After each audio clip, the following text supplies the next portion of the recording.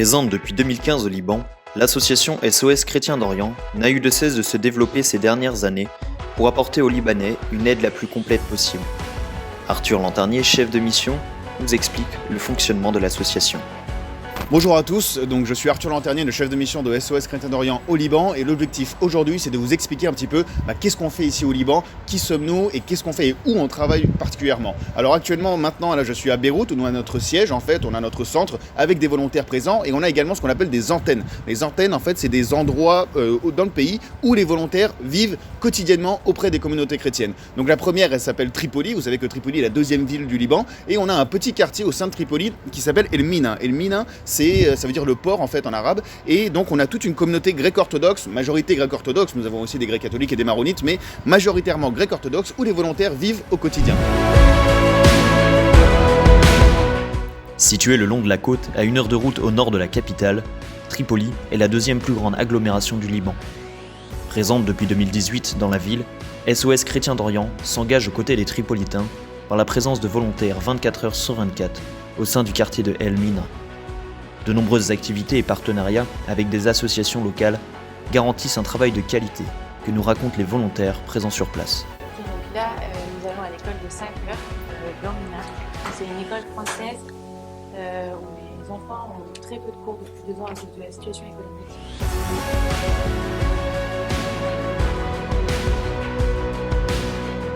Je vais leur lire une histoire et je vais leur apprendre comment accepter et refuser.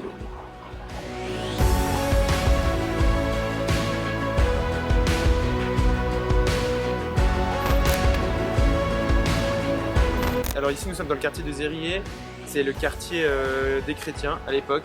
On voit bien parce qu'il y a 7 églises, différentes confessions. Il y a les maronites, les orthodoxes, il y a aussi les protestants, les latins et là c'est les catholiques.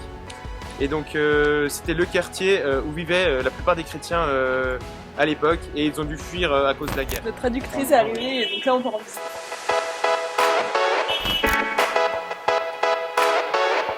Les visites aux familles sont organisées en partenariat avec la fondation Al-Tawarek, qui œuvre aussi dans le quartier de El Mina, mais aussi dans toute la ville de Tripoli. Les volontaires peuvent ainsi se déplacer et avoir des traductions claires grâce aux volontaires de cette association, comme Norma. Bonjour, je suis Norma, je suis volontaire à l'association Tawarek. Actuellement, on travaille en collaboration avec l'association SOS Chrétiens d'Orient. Nous sommes en visite pour les familles qui se trouvent à la région de Zérié. On fait des évaluations pour qu'on puisse aider les familles le plus possible. Alors là, on visite la maison pour voir les problèmes techniques et même les problèmes, les manques, surtout dans la maison, parce que les gens ont tendance à ne pas réussir à le dire. Et donc le fait d'aller voir et d'aller checker la cuisine, ça permet aux gens de s'ouvrir plus facilement.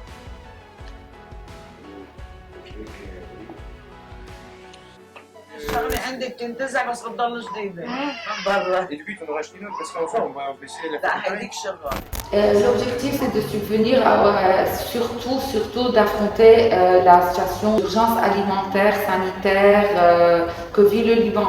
C'est-à-dire, Tawarek maintenant aide dans les domaines alimentaires, fournit des produits d'hygiène. Ce qui est sûr et ce qui est certain, c'est le supermarché gratuit de Tawarek qui vient en aide à ces 680 familles maintenant inscrites dans notre système. Nous avons commencé à travailler et à être partenaires avec SOS Chrétiens d'Orient, sont très fiers de l'être d'ailleurs, pour aider les chrétiens de la ville de Tripoli. Ensemble, ça fait peut-être maintenant bientôt 3 ans ou 4 ans qu'on travaille ensemble pour venir en aide aux chrétiens de la ville de Tripoli. Nous rencontrons aussi le père Querico, responsable du couvent des franciscains de Terre Sainte, et Robert Enyou, directeur de l'association Table du Love, qui distribue des repas chauds aux habitants du quartier de El Mina. Tous les deux nous expliquent comment ils en sont venus à collaborer avec SOS Chrétiens d'Orient et le travail que fournissent les volontaires chaque semaine dans leur établissement, que cela soit de l'entretien, de la rénovation ou la préparation des repas. Les activités au sein de l'antenne de Tripoli sont variées et changent au gré de l'urgence des situations et des besoins des habitants. De nombreux projets sont en cours, comme l'ouverture d'un centre éducatif ou encore la reconstruction d'une maison. Loin de ralentir, le développement de l'association s'accélère jour après jour pour coller au plus près avec la réalité du terrain et subvenir de la manière la plus complète possible aux besoins des Libanais.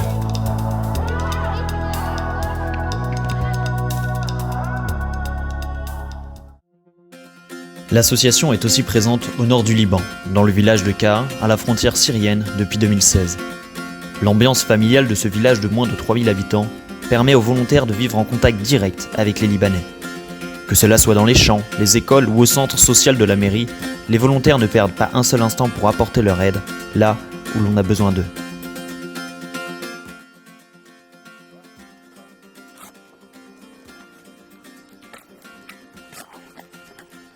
Alors là, comme vous voyez, je suis en train de labourer le champ. Il reste tout ça à faire. En fait, le but, c'est de planter de l'ail. Donc, la première étape, c'est on retourne toute la terre à la pelle. Ensuite, il faudra ratisser pour tout mettre à plat. Enfin, on va bêcher et à la fin, on plantera l'ail. Et voilà.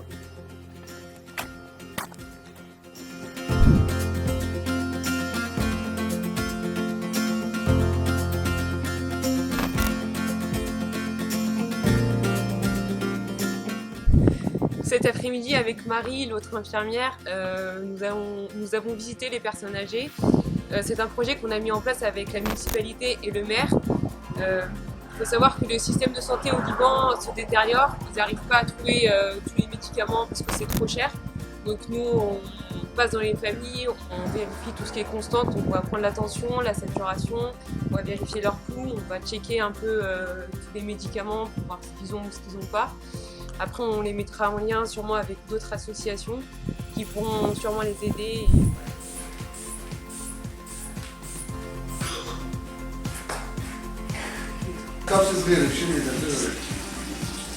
Ouais. Ma fille. Ma fille. Avec les enfants du village, on leur apprend des petits chants. Donc grâce à notre expérience dans le scoutisme, on leur apprend le canon vent frais, vent du matin. Voilà, donc ça permet d'apprendre le français tout en s'amusant, c'est sympa.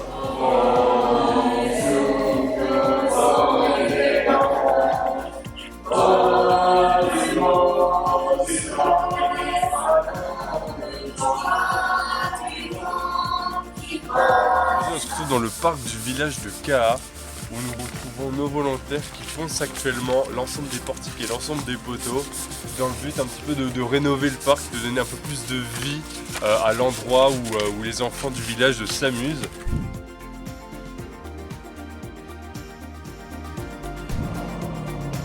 Mais les volontaires ne restent pas qu'à Ka'a. Ils rayonnent aussi dans les villages alentours pour rencontrer les petites sœurs d'Hermel ou encore pour donner un coup de main à la ferme du Père Jean, à 20 minutes en voiture. Moi, je suis prêtre dans cette paroisse depuis 21 ans. Avec le temps, on a commencé ce projet, l'église Saint-Antoine, où il y a l'église, une grotte, terrain de basket de foot, petit terrain de foot. Depuis longtemps, les SOS viennent participer aux travaux dans cette église. Ils ont collaboré à faire la grotte au début. Et maintenant, ils aident dans les légumes, accueillir les légumes, parfois les olives qui sont à côté de l'église ou à Jaboulé où il y a un grand champ pour le bêcher. Et en tout travaux qui concernent Saint-Antoine. Donc là, on est à Hermel, qui est un village au nord du Liban, pas très loin de la frontière syrienne. Donc on rend visite à 3 sœurs qui vivent ici. Donc c'est un village qui est 100% musulman. Donc ce sont les seules chrétiennes du village. Et voilà, on leur rend visite assez régulièrement.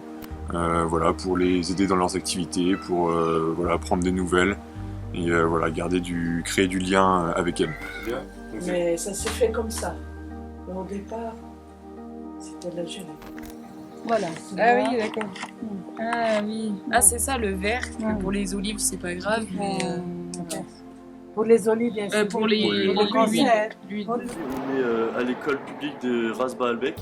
Donc on est ici pour rencontrer le directeur qui nous a demandé de l'aide financière pour sauvegarder l'éducation malgré la crise économique et sanitaire.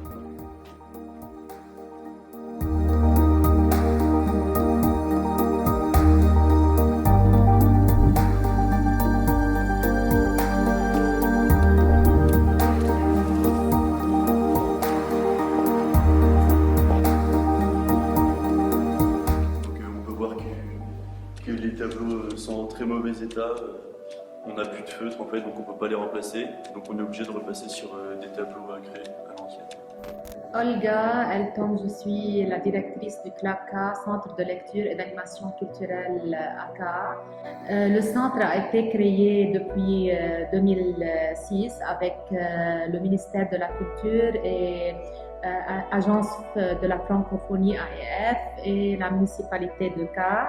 Depuis 2016, je travaille avec le groupe de SOS AK. Je me trouve toujours avec les bénévoles. On fait toutes les activités ensemble pour aider notre village. Au nom de la municipalité du K, au nom du CLAC et les gens du K, je remercie beaucoup SOS pour tous les aides, pour toutes les opportunités faites dans notre village. Première antenne de la mission, le village de Ka est essentiel dans la région car garant de la communauté chrétienne dans le nord du pays. Les volontaires qui se succèdent au fil des ans perpétuent les liens créés par leurs anciens avec les habitants du village, rappelant aux Libanais que la France ne les oublie pas.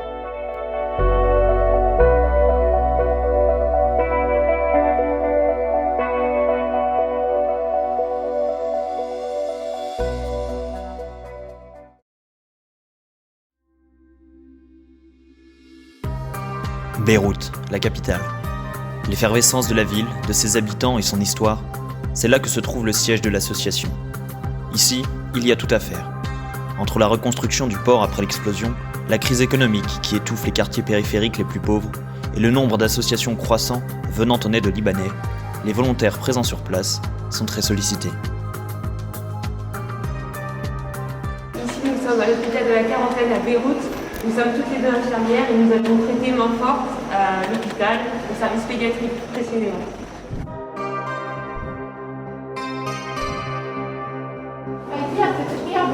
Bonjour à tous, aujourd'hui on est présent à Offre-Joie pour donner un coup de main à l'association qui est en charge de la reconstruction de tout le quartier qui a été touché par l'explosion du port le 4 août 2020. Il faut savoir que sur les 300 000 logements qui ont été détruits, seuls 120 000 ont été reconstruits pour l'instant.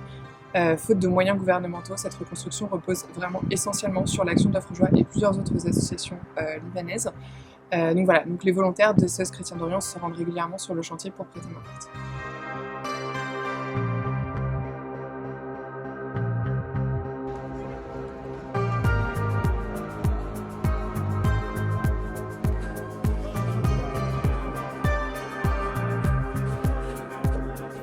Bonjour à tous, aujourd'hui les volontaires de SOS Chrétiens d'Orient sont venus dans le village de Ksaïbé pour aider Rana, qui avec l'aide de Mouvement des Jeunesses Orthodoxes a un local à disposition dans lequel nous sommes venus donc aujourd'hui donner des cours de soutien aux enfants qui n'ont plus d'école en ce moment, elle a été fermée à cause du Covid.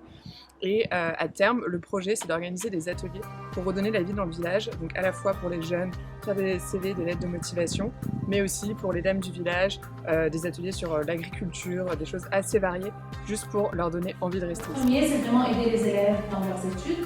Le deuxième, c'est développer des compétences chez les jeunes, par exemple développer l'intelligence émotionnelle, faire orientation professionnelle, faire du counseling, les aider. Et troisième objectif, c'est vraiment les femmes au foyer, de les aider à apprendre, à faire des petits ateliers afin d'apprendre, par exemple, la peinture, le chocolat, le fait je sais pas, des trucs comme ça, qui peuvent après avoir leur propre petit job pour vendre ces choses après et gagner un peu d'argent.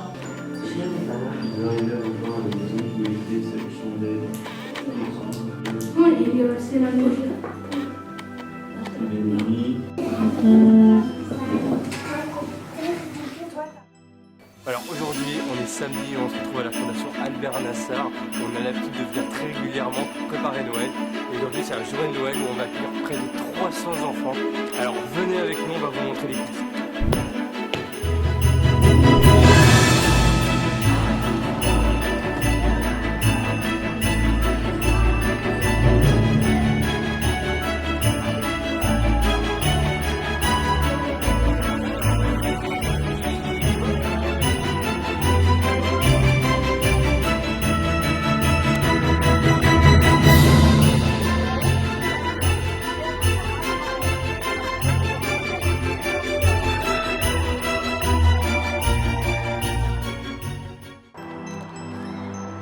Les volontaires à Beyrouth consacrent aussi beaucoup de temps, souvent en début de soirée, aux visites aux familles. L'objectif est de créer du lien avec les Libanais, mais surtout de leur apporter une aide concrète, que cela soit via des food packs, des colis d'hygiène, des lits, couvertures ou électroménagers, ou encore même des réparations. Plus spécialement à l'approche de Noël, les volontaires distribuent des cadeaux aux enfants et essayent de remettre un peu de joie dans le cœur des Libanais pour leur faire oublier un instant les difficultés du quotidien.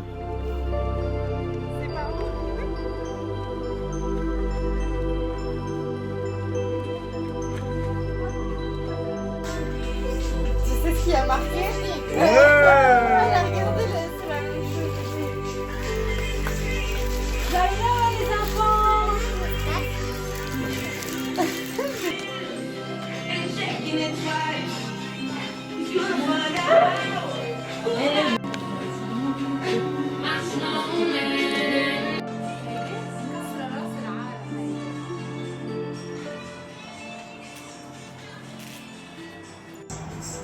Dis allô.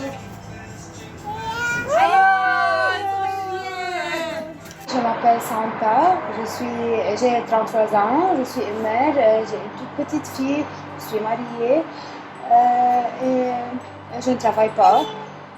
Mon mari il est en armée, alors ici au Liban c'est très dur de vivre de la sorte. Alors SOS m'a aidé plusieurs fois.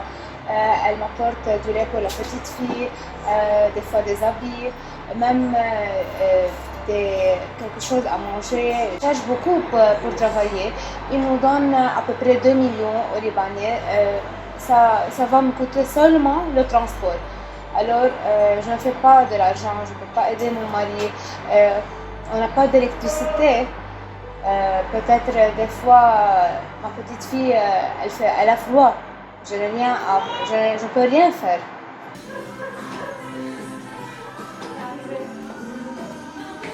Je m'appelle Joséphine Rabat, Turquie. Je ne vis pas. Je vis et je ne vis pas. À cause de l'explosion. Et on ne peut pas acheter ni médicaments, ni manger, ni rien. Comme si on ne vit pas, comme les animaux. Je vis avec l'oxygène. Si je n'ai pas l'oxygène, je me sens que je vais mourir. Je n'arrive pas à respirer. Parfois, je prends le médicament, parfois, je ne le prends pas parce que je n'ai pas à acheter. Je ne peux pas acheter. Moi et ma fille. Ma fille elle est aveugle. Elle est aveugle, elle ne voit pas. Et personne ne m'aide.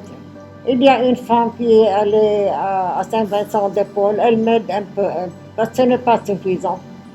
Ce n'est pas suffisant. Je paye le moteur 5 ampères, 1 million et 150. D'où je vais les chercher? Il me faut le médicament, moi et ma fille, 1 million et 500. Et le médicament, ça coûte 30 000 avant, maintenant ça coûte 300 livres, 300 000. D'où je vais les chercher, moi? Sans aller chez le docteur. Sans aller chez le docteur, sans faire le sang. Qu'est-ce que je veux dire? On ne mange pas ni poulet, ni poisson, ni viande. On ne mange pas. Ni un tranche de fromage, ça coûte 40 000. D'où je vais le chercher, moi? Moi, je ne travaille pas. Moi, j'ai 84 ans. Et ma fille ne peut pas travailler. Elle est aveugle. Personne ne me donne comme il faut. Et je veux quelqu'un qui m'aide.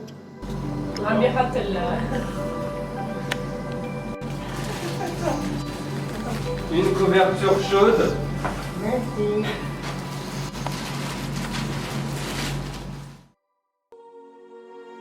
Lorsqu'on part avec SOS Chrétien d'Orient, on part bien sûr aussi pour des raisons spirituelles et pour une forme de retraite en fait, retraite spirituelle ici au Liban. Et donc pour ça, on collabore avec des monastères perchés dans les montagnes du Liban qui sont devant moi derrière la caméra et où les volontaires se rendent justement pour vivre auprès de ce clergé, auprès de ces prêtres qui justement leur expliquent qu'est-ce que c'est que la chrétienté orientale. Et Dieu sait à quel point justement elle est plurielle, elle est multiple et donc passionnante à étudier. Et donc c'est pour ça que les volontaires viennent ici justement pour prendre soin de leur corps et de leur âme.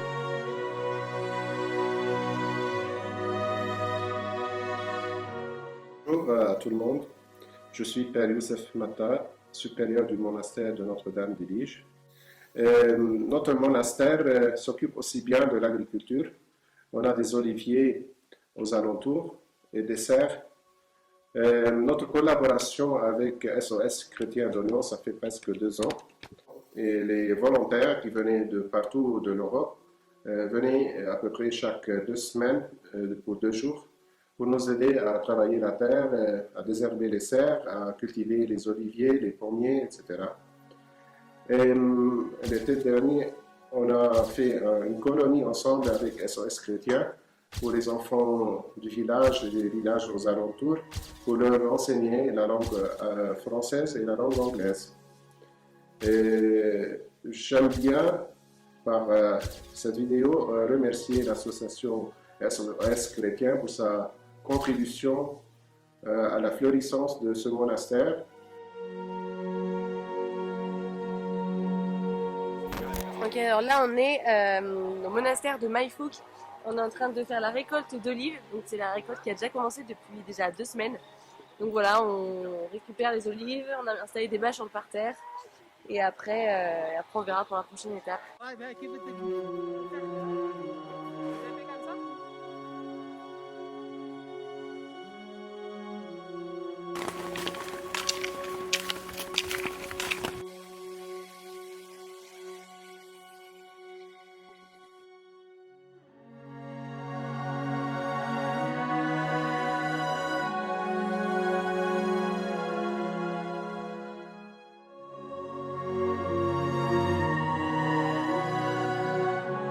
Monastère d'Amatura pour l'égrenage des grenades.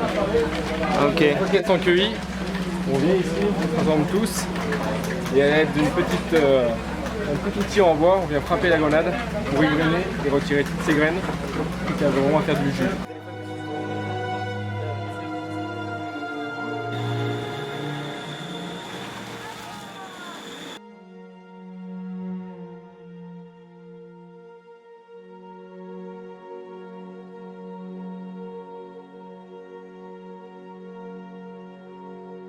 Ok, alors aujourd'hui, on se retrouve dans l'orphelinat d'Abbé où on aide Abdallah à nettoyer un petit peu le niveau moins. Donc pour cela, en fait, on va amasser toutes les pierres, toutes les grosses pierres, ainsi que la poussière. Et on va utiliser cette petite machine, un peu comme une passoire, qui fonctionne là-bas.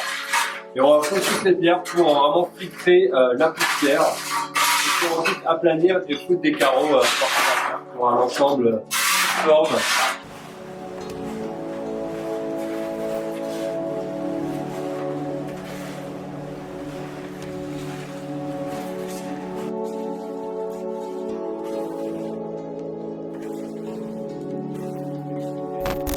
Abdallah, un frère capucin. Nous sommes à l'intérieur de l'orphelinat de Abeille, des pères capucins. C'était un orphelinat géré par nous, les capucins, depuis la Première Guerre mondiale, ça veut dire depuis 1917 jusqu'à 1982. L'orphelinat contenait à peu près 300-350, à peu près même 400 enfants, des orphelins et des cas sociaux. Ils vivaient ici, dans l'orphelinat, ils vivaient, ils mangeaient, ils étudiaient. On avait une école primaire, complémentaire, même une école technique. Alors l'enfant, quand il devient un jeune, il peut continuer son travail, sa vie normale. Depuis 1983, les Capucins ont quitté cette région avec tous les chrétiens de cette région à cause de la guerre civile. On a fui cette région et tout l'orphelinat a été détruit complètement. Alors jusqu'à 2011, il y a eu une réconciliation avec les conditions ici, avec une ruse, et nous avons pu retourner. Et au début, nous avons reconstruit le couvent qui est en bas de l'orphelinat. Et depuis 2017, on a commencé à reconstruire ici cet orphelinat. Mais c'est un travail énorme. Toujours, on a besoin de confiance, persévérance et patience pour pouvoir vraiment travailler et continuer ce travail ici. Voilà. Grâce et merci aux volontaires de SOS qui venaient à nous nous aider de reconstruire ici.